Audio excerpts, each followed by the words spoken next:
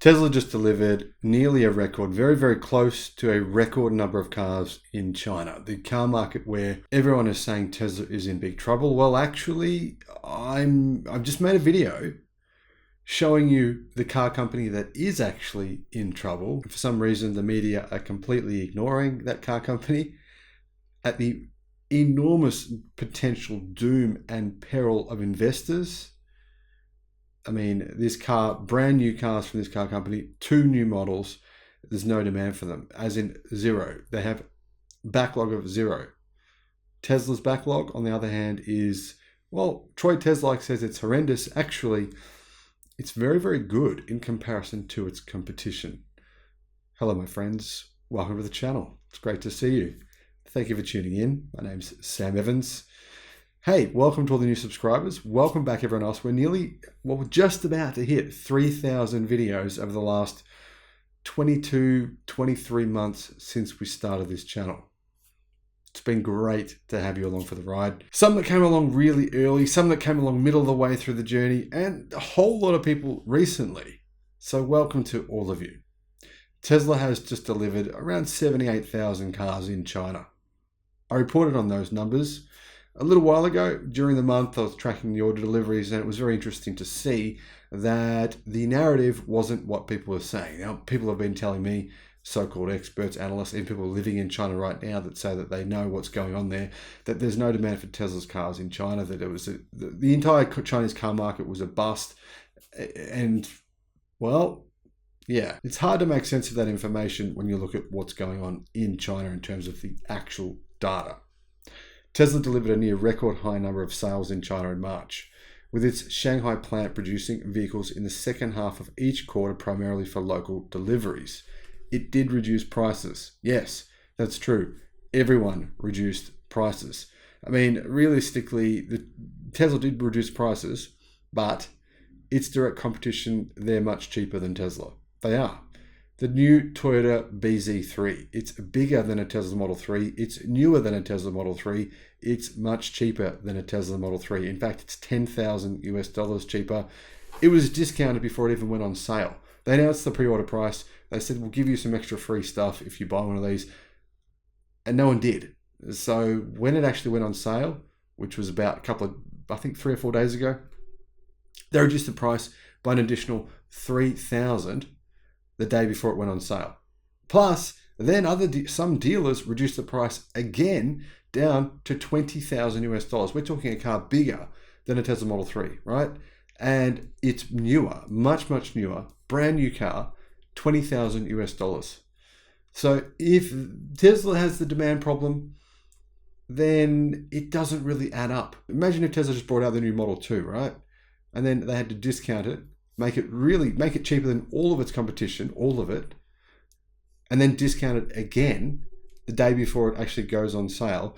And then dealers randomly deciding of their own accord, well, we've got stock and we can't sell them, we'll discount them even more. That's the position Toyota is in. That's much worse than any situation that people say that Troy Tesla or anyone else says in terms of Tesla's pre-orders. Plus, I mean, are they really what these guys are saying? I don't think they are. I mean, looking at the numbers here in China, for example, there's just too many sales to justify the fact that people are saying there's no orders. Anyhow, Tesla delivered 76,700 vehicles in China in March and sold a total of 88,900 Chinese-made vehicles. So they only exported around 12,000 vehicles from China in the month of March.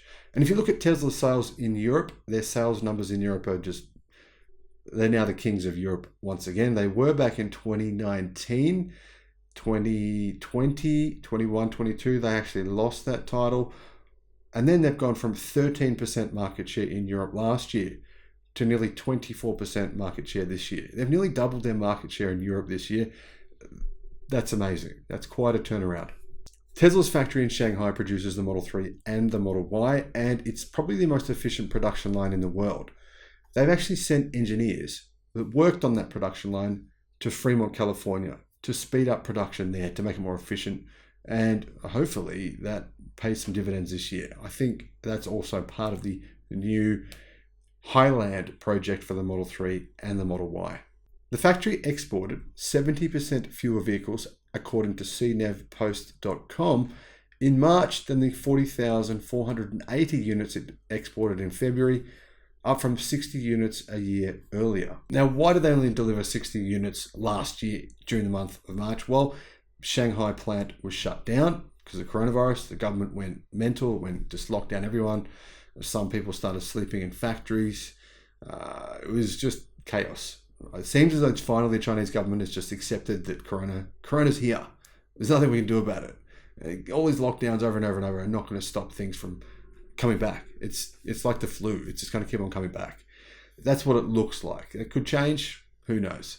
But the thing is, at least for a company like Tesla, yeah, I mean, around 50% of their vehicles are made in China. But for other companies, some of their competition, well, nearly 100% are.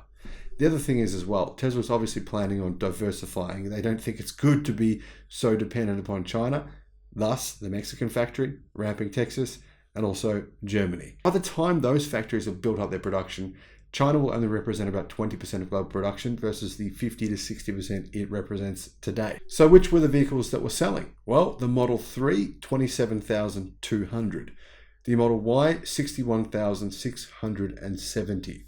You can see that there's a definite drop in demand for the Model 3 and definite increase in demand for the Model Y, but that's commensurate with just global trends. There's no country in the world where a sedan is the best-selling car. None. There's not a single country. I've looked. I've spent like 2 hours. Massive waste of time, but there's not. There's many countries around the world where medium-sized SUVs are the most popular vehicle or the fastest-growing vehicle segment. In March, sales of new energy vehicles, meaning a combination of plug-in hybrids and fully electric cars, were 543,000 in a single month. That's an increase of 22% year on year, and it's an increase of 23.6% from February. I mean, that's more than 500,000 in a single month. You can see why this market is so incredibly important. Of those, 383,000 were fully electric. That's an increase of 6.4% year on year, and an increase of 30% from February.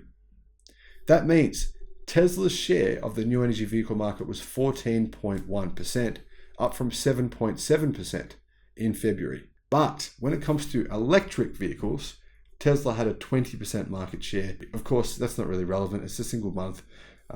For the quarter, that's what we really want to look at. Tesla's market share for the quarter was closer to 10%. So that's a good number, I think.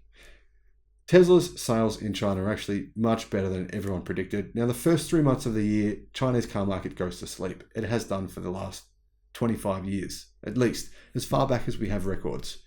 The real question here will be what happens over the next 3 months. Now, that could determine what is really going on in China. But I can tell you now that this car maker is struggling far worse than Tesla. Who are they? Well, NIO, for example, ET5, ES7. Have a look how long the wait times are for those brand new models. Yeah? Then tell me who has a demand problem. Let me know your thoughts on this, guys. Thank you for watching. Bye-bye.